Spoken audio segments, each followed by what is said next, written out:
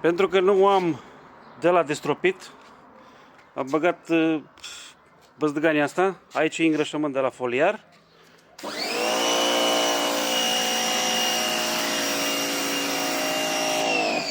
Și dau așa. Am luat de la Dedeman niște îngrășământ de asta foliar.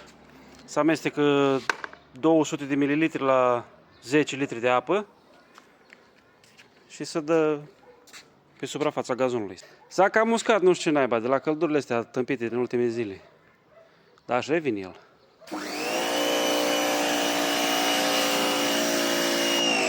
Vezi, aici pe lângă alei, de la căldura de la alei, bănuiesc că s-a uscat.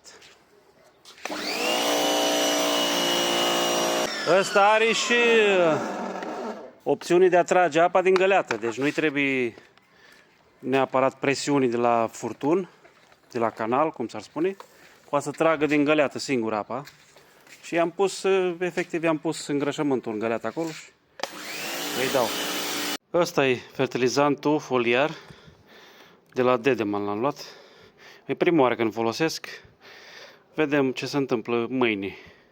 Chipurile ar trebui imediat să se vadă diferența, dar așteptăm până mâine să vedem.